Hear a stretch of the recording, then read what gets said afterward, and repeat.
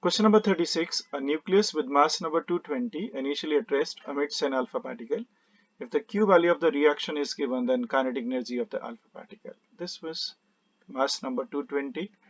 So this disintegrates into 216 along with an alpha particle. And this is the energy release called the Q value. And you know that momentum is conserved in this case. And if momentum is conserved, then the kinetic energy carried by these is inverse to the mass ratio. So the kinetic energy carried by the alpha particle will be inverse to their mass ratio, and this mass is 4 and this is 216. So this would be equal to 216 divided by 220 into the total energy Q, whereas energy carried by this would be equal to 4 divided by 220 into Q. So this is 216 divided by 220 multiplied by 5.5 mega electron volt. You solve, then this energy comes to equal to 5.4 mega electron volt. And the option second is 5.4 mega electron volt. So the answer to this question is option number 2. Let's read question number 37. An electron of mass m and charge E initially at rest gets accelerated by a constant electric field E. The rate of change of de Broglie wavelength of this electron at time t. You know that the de Broglie wavelength lambda is equal to h upon p, which is equal to h upon mb. Now to calculate the rate of change of this, so that means d lambda by dt, and that should be equal to dt of h upon mb.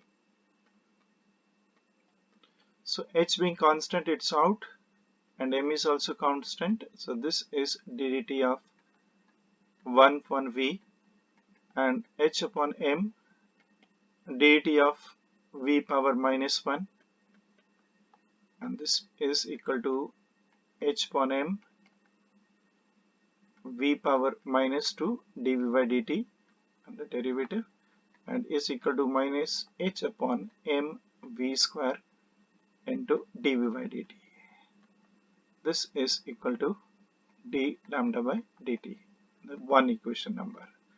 Now dv by dt is the acceleration, so d lambda by dt is equal to minus h upon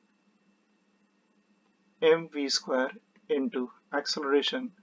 When it is accelerated for time t, then v is equal to u plus at, and u is 0 into t. So this v is equal to at. We'll fill up v in this equation. So d lambda by dt is equal to minus h upon m, and v is equal to at square multiplied by a, and this is equal to minus h upon m a t square. Now dear student, we know that under the effect of electric field, E into E is equal to force is equal to the mass into acceleration. So m into a is equal to a into e. So I use here, this is h divided by e into t square, and therefore the correct option is minus h upon e t square, which is the first option. So answer to this question is the first option. Question number 38 is a radioactive sample S1 having an activity of 5 microcurie has double the number of nuclei as of another sample S2, which has an activity of 10 microcurie. Half-life S1 and S2 can be, these are 4 options. The activity of the first is given 5 microcurie, and activity of second is given 10 microcurie. In addition, it is given that it has double the number if it is n1 and n2. So if n2 is taken n, so this is double in number to this, the number of nuclei. Now the half-life you have to compare. The half-life of the first one to the half-life of the second is lambda 2 by lambda 1, because time is 0.693 divided by lambda, so inverse relation. And also we know that the activity A1 is equal to lambda 1 into n1, and activity A2 is equal to lambda 2 into n2. Now, so therefore the lambda 1 become equal to a1 by n1 and lambda 2 is equal to a2 by n2. We'll fill these values in the first equation. Therefore the half-life of 1 to the second is equal to lambda 2, which is equal to a2 by n2 divided by lambda 1, and lambda 1 is equal to a1 n1. So this is equal to a2 by a1 multiply by n1 by n2. Now a2 by a1, the activity, this is 10 by 5, this is equal to 2, and n1 by n2 is equal to 2. So this become equal to 4. So t half of the first to the t half of the second is equal to 4. The first has the 4 time half-life of the second. Now look at the option. First is 20 years and 5 years, 10 years, 20 and 10.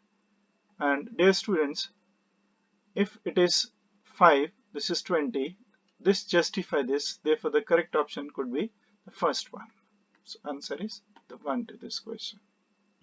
Question number 39. A xenodioide may be used as a voltage regulator in forward bias mode, a voltage regulator in reverse bias mode, or full wave rectifier, and an oscillator in forward bias mode.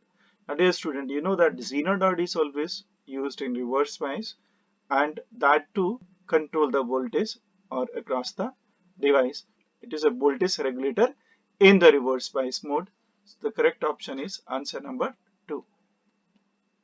The question is given the output Y of the combination of gates shown in the figure when all the 3 inputs are in first high and then low. Now this is the circuit given. You have to select the option. The best option is when you fill up here that when this is high, this is high, this is high, and this is the product because this is an AND gate. So this become 1 into 1 1 and it goes 1. Then again this is the AND gate and 1 into 1 is 1. And it's a reverse, so it comes to the output Y is equal to 0.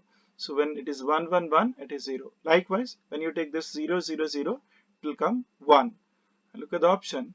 The first option is 0 and then 1, and the correct answer is the fourth option.